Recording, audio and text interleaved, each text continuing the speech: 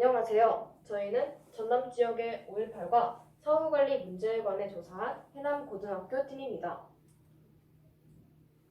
먼저 목차에 대해 설명드리겠습니다. 저희가 이 주제를 선정하게 된 계기와 5.18의 역사적 의의, 그리고 더 들어가 전남 지역, 특히 해남 지역의 5.18에 대해 알아보고 전남의 사적지 관리에 대해 살펴보겠습니다.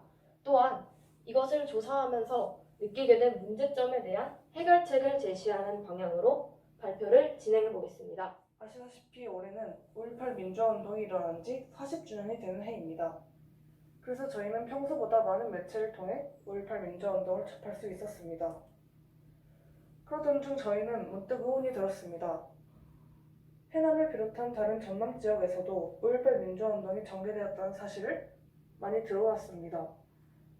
그런데 많은 매체에서는 전남에 대한 내용은 거의 나와 있지 않았습니다. 왜 그런 걸까? 전남 지역의 5.18 민주화운동은 기록되지도 않을 만큼 작은 움직임이었을까? 라는 의문점에 저희는 우리 지역의 5.18 민주화운동을 조사함으로써 5.18 민주화운동의 지역적 의미를 넓혀보고자 하였습니다. 지역적 의미를 넓히기 위해 가장 큰 주제인 5.18 민주화운동이 어떤 사건인지 먼저 알아보아야 합니다.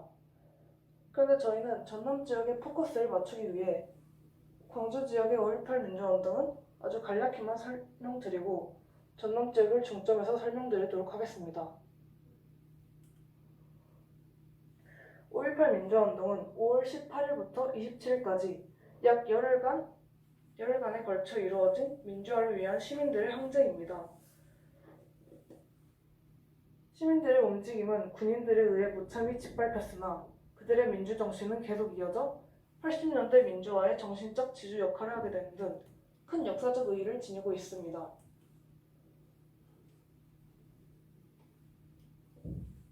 이 기간 동안 전남 지역의 5.18 민주화운동은 정말 작은 움직임만이 있었던 것일까요? 5.18 민주화운동은 광주에서 그치지 않았습니다. 해남을 비롯한 전남 여러 지역에서 일어난 민주화운동은 절대 묵과해서는 안 되는 사실입니다. 이에 저희가 거주하는 해남 지역을 위주로 전남 5.18에 대해 조사하고자 하였으나 그 과정은 절대 쉽지 않았습니다. 전남 5.18에 대해 소설한 자료가 거의 없었기 때문입니다. 심지어 저희 같은 학생들이 사용하는 한국사 교과서 총 7종에서도 전남 5.18에 대한 내용은 나와 있지 않았고 단 한 종에서 한 줄로만 간략하게 설명되어 있었을 뿐이었습니다.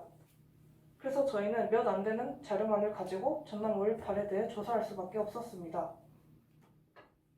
몇 없는 자료를 통해 저희는 전남 지역에서도 활발한 민주화 운동이 일어났다는 것을 알 수 있었습니다. 저희는 그중에서도 해남, 목포, 강진에 대해 더 자세히 조사해 보았는데요. 시간 관계상 해남의 5.18을 통한 전체 전남 지역의 상황을 대변해 보고자 합니다. 5월 21일에는 광주시 버스들이 광주의 소식을 전하자 해남 국민이 교육청 앞 광장에 뭉집한 모습을 볼 수 있었습니다. 22일에는 시민군이 무기고를 부순 후 무기를 확보하였지만 일반 국민들이 불안감을 느껴 무기를 다시 회수하였습니다. 23일에는 우술제 사건이 있었는데요. 우술제 총격 사건은 4명의 시위대원이 군인들에 의해 사망하였습니다.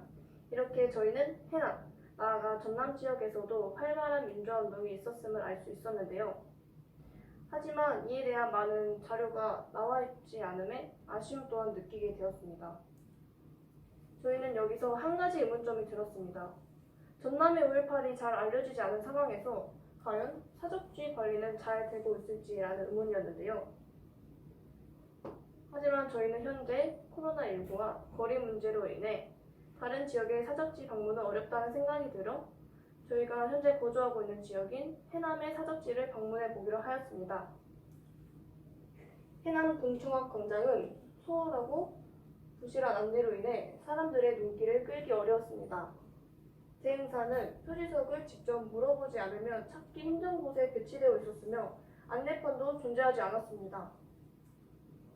우술지에 위치한 표지석은 2개였지만 저희가 실질적으로 찾을 수 있던 표지석은 1개였습니다. 또한 도로가에 위치해 있어 접근성 또한 떨어졌습니다. 해남중학교에 방문할 사유가 없는 사람들은 찾기 어려웠습니다. 해남의 5.18 민주화운동 사적지에 대해 조사하고 답사하는 과정에서 저희는 저희가 생각지도 못했던 곳에 사적지들이 많이 존재한다는 사실을 알게 되었습니다. 저희 지역인데 왜 저희는 몰랐던 것일까요? 그것은 아마 사적지들의 관리와 안내에 문제가 있었기 때문이라고 생각합니다. 사적지들은 관리가 부실했고 발견이 어려운 장소에 있었음에도 불구하고 안내가 제대로 되어 있지 않아서 접근성이 떨어지는 단점이 존재했습니다. 이렇게 저희는 조사 과정에서 전남의 5.18이 축소되어 있고 자료가 얼마 없다는 문제점을 발견하게 되었고 답사 과정에서는 사적지의 관리가 제대로 이루어지지 않는다는 문제점을 발견했습니다. 그래서 저희는 이 문제점에 대한 몇 가지 해결책을 생각해 보았습니다. 첫째, 전라남도의 5.18 민주화운동에 대한 활발한 연구와 자료 편찬이 필요합니다. 저희의 조사 과정에서 가장 많은 도움을 주었던 것 중에 하나가 이 전라남도 교육청에서 편찬한 책이었는데요. 그래서 저희는 이렇게 교재와 자료가 더 많이 만들어지고 더 널리 보급돼야 된다고 생각합니다.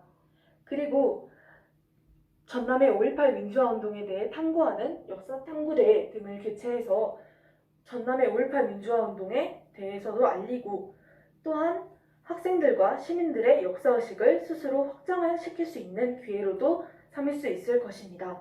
그리고 5.18 민주화운동 교육 프로그램에도 광주의 내용뿐만이 아니라 전남의 내용도 추가하는 등의 노력을 해야 할 것입니다. 두 번째, 사적지를 일관적인 체계를 통해 관리해야 합니다. 저희는 이번에 5.18 민주화운동 40주년을 맞아 전남 지역의 25곳을 새로 사적지로 지정해서 관리하고 광주에서도 사적지 29곳을 정비한다는 뉴스 기사를 보았습니다.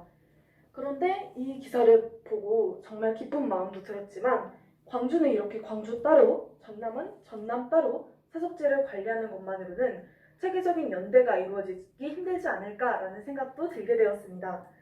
따라서 저희는 국가가 이렇게 일괄적으로 광주와 전남의 사적지를 관리하거나 이것이 어렵다면 공동사업소 설치 등의 노력을 통해서 광주광역시와 전라남도가 체계적으로 연대를 하고 유기적으로 연계를 해서 사적지를 관리해야 한다고 생각합니다. 셋째, 사적지를 적극적으로 홍보해야 합니다. 인터넷 사이트와 SNS, 홍보 책자 등 다양한 매체를 더 활용하여 광주와 전남의 5.18 사적지를 더 알려야 합니다. 또 사적지 주변에 조형물과 안내판을 설치하면 사적지를 한눈에 알아볼 수 있을 것이며 발길을 사적지로 돌리게 만들 수도 있을 것입니다. 넷째, 전남 5.18 길을 조성해야 합니다. 사적지 관리 방안에 대해 이야기하던 중 저희는 제주도에서 한 가지 아이디어를 얻을 수 있었는데요. 그것이 바로 제주 사삼길입니다. 제주도에서 현대사의 아픔을 문화관광자원으로 활용한 것이 바로 제주 사삼길인데요. 이처럼 전남에서도 5.18 길을 만든다면 문화관광자원을 확보할 수 있을 것이며 전남의 5.18과 그 사적지를 보다 널리 알릴 수 있을 것입니다. 또한 사적지 관리가 더욱 효율적으로 이루어질 것으로 보입니다. 5.18은 오랜 시간 동안 왜곡되어 왔습니다. 5.18이 국가적 차원에서 재평가되고 적극적인 진상규명이 시작된 것은 김영삼 정부 때 일이므로 그리 오래되지 않았습니다. 그러므로 저희는 지금도 그 진상이 밝혀지는 과정을 걸어가고 있으며 올해 5.18 40주년을 맞이했습니다. 우리는 이 시점에서 5.18의 지역적 의의를 광주를 넘어 전남까지 확대하는 것 또한 역사적으로 의미 있는 작업이라고 생각합니다. 5.18 50주년에는 부디 이러한 문제들이 해결되어 있기를 바라며 발표를 마치도록 하겠습니다. 지금까지 저희의 발표를 들어주셔서 감사합니다.